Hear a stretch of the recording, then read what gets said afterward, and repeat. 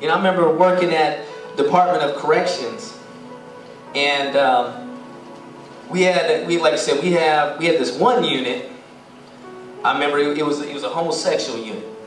I mean, these guys would walk down. You know, you have all these hardcore dudes, and you have them walk by, and I remember saying, "Man, I'll never work on that unit," right? We just got, man, you know, I was real homophobic, seriously. You know what I'm saying? Like, man, I'll never work. And then guess what? 2 weeks later, I get transferred to that unit.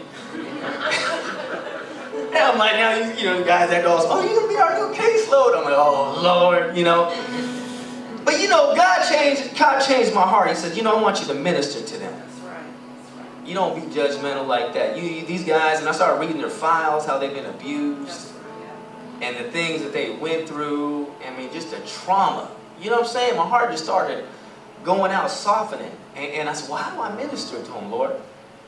He said, you know, John 8:32, "The truth shall make them free." Yeah. He says, do a research on the word gay. All right? I said, okay. And I found out the word gay comes from the word GAIA, from the goddess GAIA.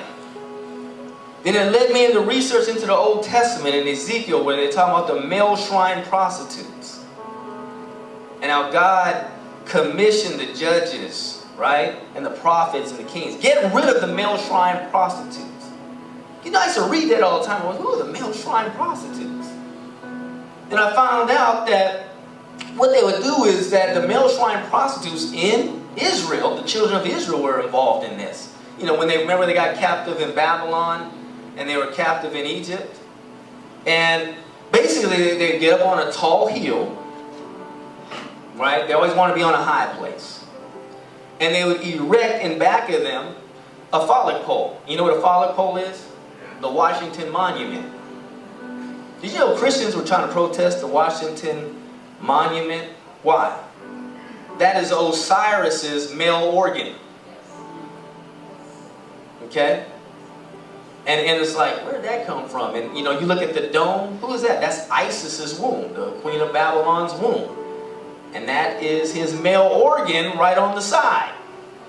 But you notice that we're never taught that in, like I said, in our school system. Why?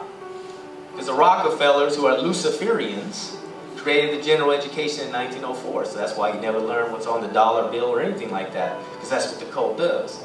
They hide secrets in plain sight. Well, anyway, the men of Israel would be walking through the land, and they look on this hill, and they see this phallic pole, or sometimes they put a tree behind them. That also would represent a phallic pole, or the male organ. And they'd have a tent in front. And, you know, the male prostitute would be sitting out in front.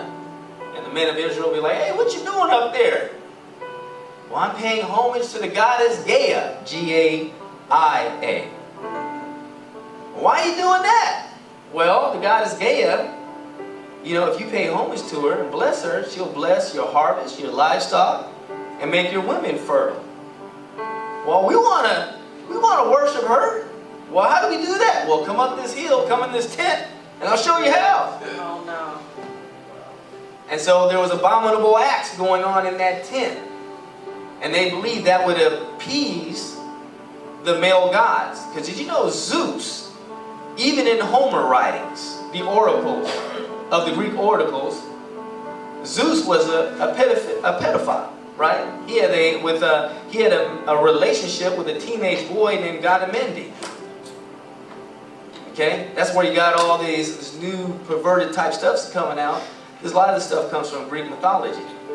But they believed when they did that the male gods, right, constellation, which were really fallen angels, would then pour their semen into Mother Earth. That's where you get the term Mother Earth, also known as Gaia. Wow. And then she would produce a blessing. It was called gay worship. Later on, in the homosexual movement, they changed it to try to hide it again to G-A-Y.